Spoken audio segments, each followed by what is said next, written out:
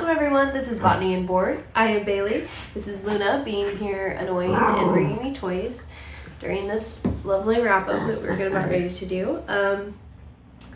So this is the corner of my office. Welcome. So we're going to go through the games I've played. Luna.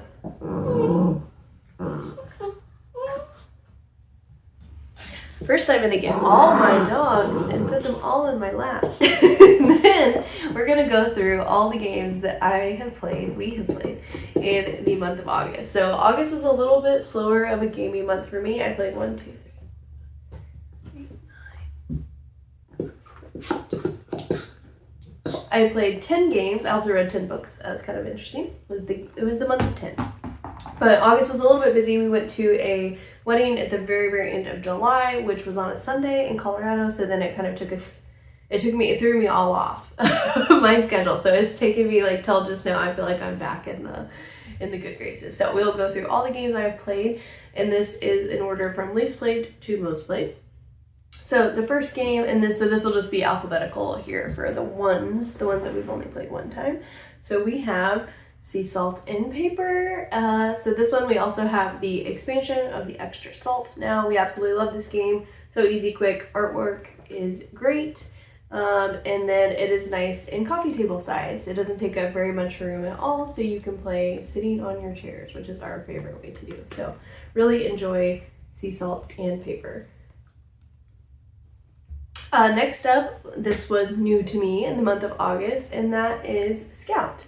So Scout, we have heard like several good things. It was actually on our What Caught Our Eye and Made Us Want to Buy list in 2023. And so we finally got it. It finally went back in stock. It's funny, we told White's sister about it, and so she's been playing it for like a year or something. And she takes it like to the bar with some of her friends.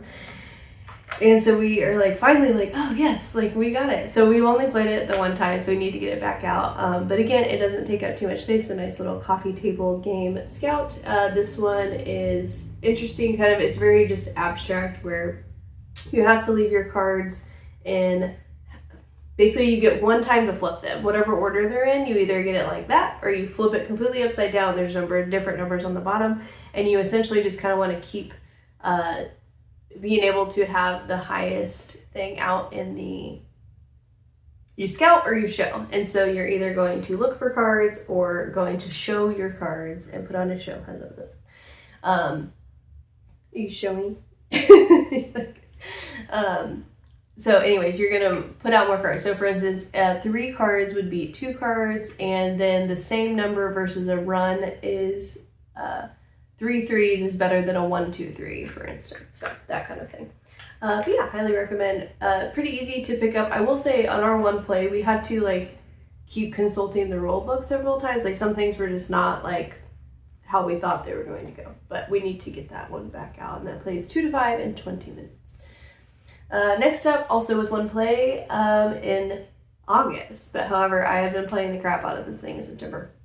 Numbsters. So this is by Button Shy, and this one just a little, again, very small card game. I can even show you because it's just so little. So there's little numbsters, and they're hungry. So you always have to put the mouth in between 2 cards, and then one will eat the other. If it is sequential, the small one will eat the big one, and then if you can't do that, then you need to use the special eating rule, which will be depicted. Each little monster has a special eating rule, so you can apply that to use wherever the mouth was. And on each turn, you can either move 1 card somewhere, or you can swap 2 cards. That's the only movement you get. So I still have not technically won yet.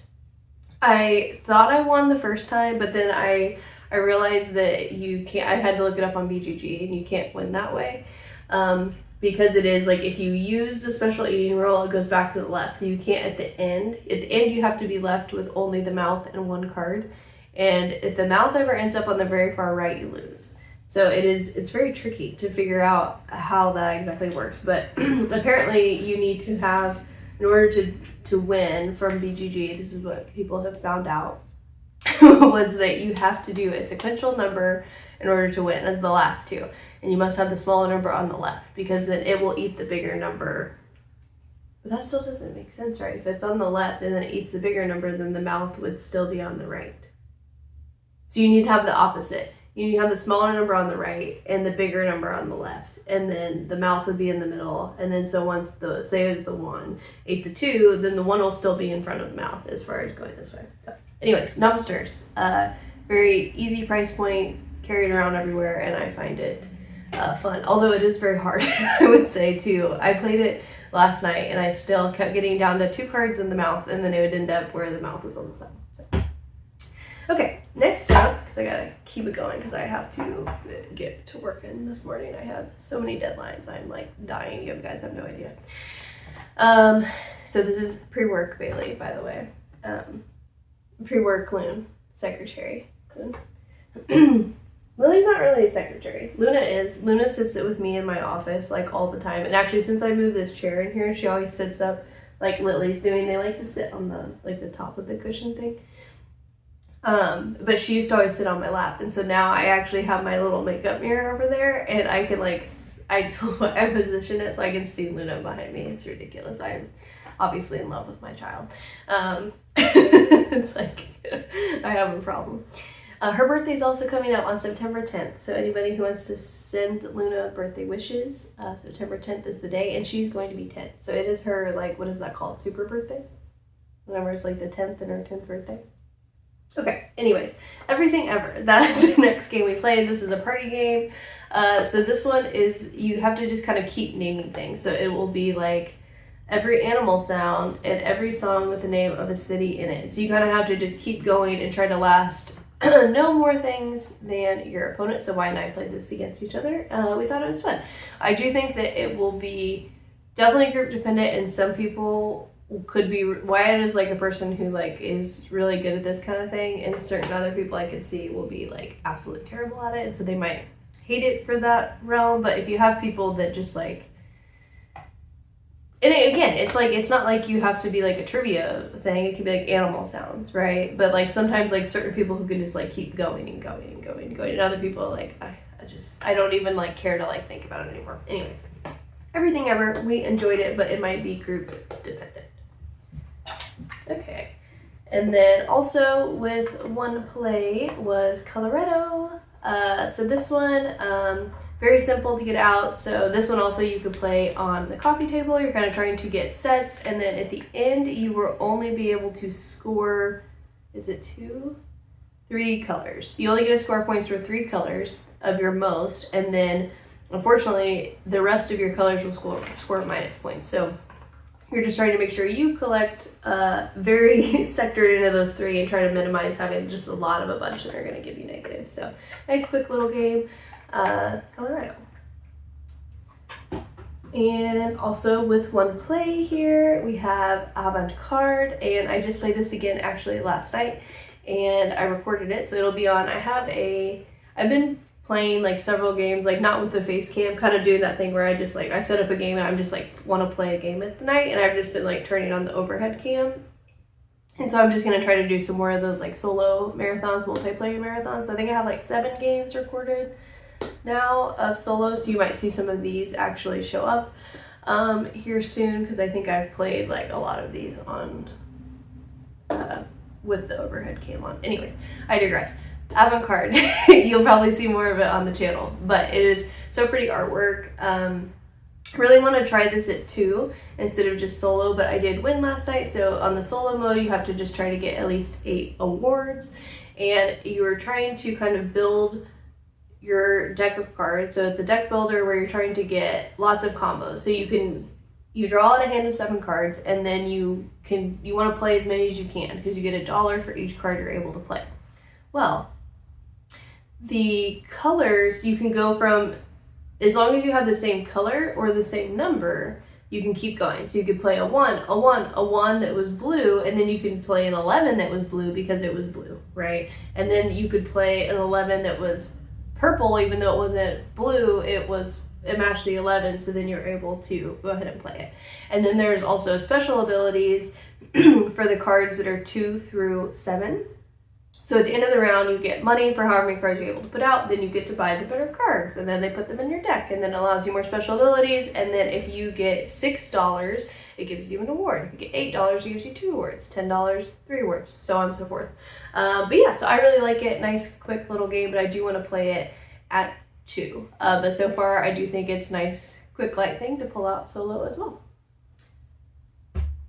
Okay, now we are into the games I've played more than once. So we have played, yes, okay. So Nova Luna, I played this twice in August. Todd, I played it because I was talking to you. So Todd asked me a question about Nova Luna. And then it's funny, I was just like, oh, I was too lazy to go get the game out. So I was like, I'll just turn on my video. And then as soon as I turned on my video, I was like, oh, I want to play it. So then I just got my game out and then played it twice. I did terrible, by the way, the last 2 times. I was like, maybe it's something that you need to be in the mood or been used to playing it or something. I don't know, but it is very simple. Let me show you kind of a little bit on the back there to give you a visual. I'll also have some footage again on this one as well coming up. And yeah, so you're going and you're trying to put out all of these tiles in the least amount of time as possible. So the way it has it depicted, there's little scoring objectives that'll say this is how much time it costs, and then this is what this tile wants to be next to 1 blue and 3 blue. So once you satisfy that, this tile wanted to be next to 3 red. So now they put 1, 2, 3 red, they get to put a disc on and clear that they satisfied that goal condition. So once you have satisfied all of your first set of goal conditions, there's 8 in the first round and 13 in the second round. And so you do kind of 2 sets of scoring after the first and then after the second. And so it's a nice little soloing. I would say though that I think it's better at 2 than it is for solo, because in solo I do feel like you just trying to, it's a little bit virtue of with the tiles that you kind of draft out, because you only refill this thing twice and that's the only thing you're going to see, versus maybe in a multiplayer then you're both experiencing those same set of tiles as well, versus you might just have kind of an unlucky thing if you're playing solo and kind of can't get to the under 100 type thing. And the light when I go like this is intense. So by the way, yeah, so Nova Luna, I definitely recommend this one. Nice little quick game, but better at 2 than I would say solo. But it is, if you want to just pull out a quick game. And honestly, since it's abstract, I think you could also have the mental space, since there's not as reading as much, to put on music, an audiobook, a movie, that kind of thing while you're playing. So I always like that. So 2 times for Nova Luna.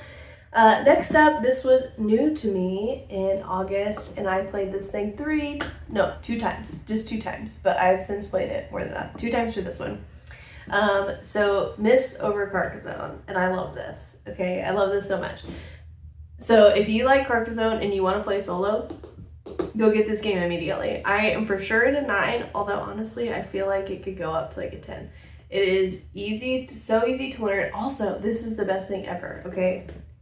I did not know this was a thing that happens, so I need to go see all the different games they have, but there is a tutorial, a live tutorial. So you go to this website and then there's a tutorial where you click you don't have to read the rule book. It'll tell you step by step, and you just click the arrows, and then you get to keep going through and learning how to play. And that was amazing. I was like, how many more games I could get to the table if it did that for me? Because sometimes my personal hang up is that my reading comprehension honestly is not that great. I was always math, science over reading, even though I like to read, but I read romance and thrillers, nothing that's heavy processing of things. But rule books sometimes it takes me I'm kind of a slow processor and reader of things. So honestly, the mental feat of reading a rule book is sometimes what keeps me from wanting to get a game out. And honestly, that's also why I have become much lighter of a gamer. It's just because I realized that about myself. I don't want to read a big rule book. The game will just sit there forever, and because I just it's too daunting to get me to do it. So somebody either come teach me the games. I know Crystal, you said she offered to teach me games, so I need her. But anyways, So there's this cool tutorial, so it walks you through exactly how to play. Absolutely amazing. Cannot recommend picking up this thing enough. If you like Carcassonne, go get it. The added things of the ghosts, so you're not only trying to like score your city points, you're trying to manage your ghost supply. And each tile that comes out that has a ghost, you have to put however many ghosts that are on there onto that tile. So the only way to clear those ghosts back into your tile is if you close off the mist, you can put them all back, or you have to forfeit where you would have scored a city or something, and instead of scoring, you can then clear one tile of 3 ghosts. So super, super fun game. To do the first one, they kind of have like an intro. I just passed that where you have to get 50 points without the extra like castles and the cemeteries, and then so once you've satisfied that, then you can play the regular game, the castles and cemeteries. So I'm on to that part now. So yeah, Miss Over Carcassonne. Definitely recommend getting this one.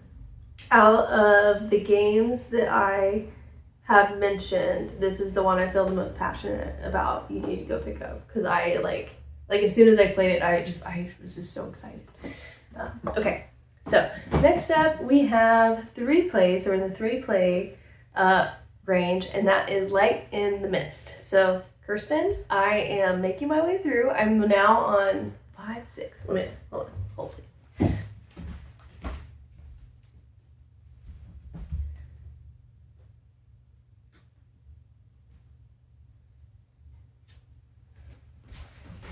I'm on 5. This one.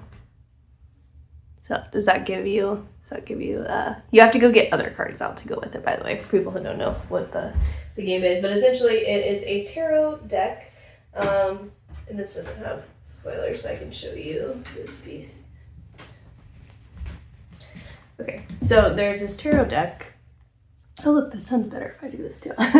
And so it'll tell you like whenever you get that main card. I cannot speak today, man. Today's gonna be a rough day. I worked 11 hours yesterday, and you can tell. So there is the one tarot card, and then it'll tell you like, okay, please get out these other tarot cards that will then like be the supporting evidence. So like one, for instance, like one puzzle asked me to get out all of these with this like border on the bottom. So it asked me to get out all those. So you're kind of like analyzing the cards, you read a little passage and trying to figure out what is the little puzzle that they're trying to get me to solve. So it is very fun, but I, for some reason, man, it like so the initiative, like word type puzzles, I am really, really good at. But the initiative, I like flew through that thing and was like, yep. This, I'm always like, huh? I feel like I've had to use like at least like 2 clues on every puzzle. So, like, am I that good at it? No. But am I having a good time? Yes. And I also think if it didn't have spoilers, I would totally like play it in front of you guys. But since it does kind of spoil things, so I'm not gonna do any footage of it on the channel. So this will be probably all you see of it. It's just in these little wrap-ups. Light in the Mist, 3 plays. 3 plays for.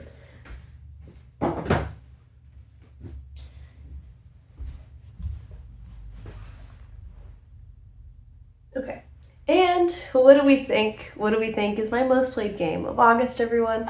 Coming in at 7 plays, we have, okay, so 7, 3, 3. Miss Over Carcassonne, I played 3. Light in the Mist played 3.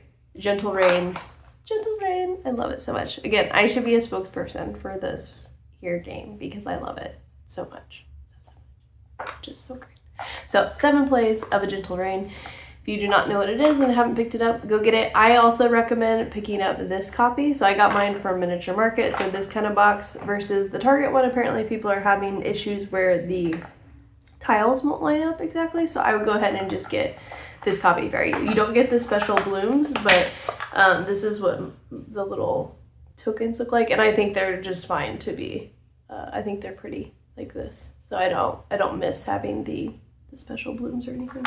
So yeah, those are the 10 games I played in the month of August. I have already played 21 plays in September, and it's September 4th. Again, smaller games. I've been playing lighter games, but I have been I had a 4-day weekend, and the previous weekend I had done like tons of like cleaning and catching up and laundry and all that stuff. So this weekend I had it was more of a social weekend. We went to the Renaissance Festival. I went to brunch with a girlfriend, we went shopping, then I went to kind of a lunch with Wyatt 2 days in a row. We went on a little shopping trip as well. I went into Barnes and didn't buy anything. That was crazy. So yeah, those are the 10 games that I played in the month of August. Let me know what some of your favorites were for the month, and then yeah, I think that will be it. So thank you guys so much for hanging out, and I will see you next time.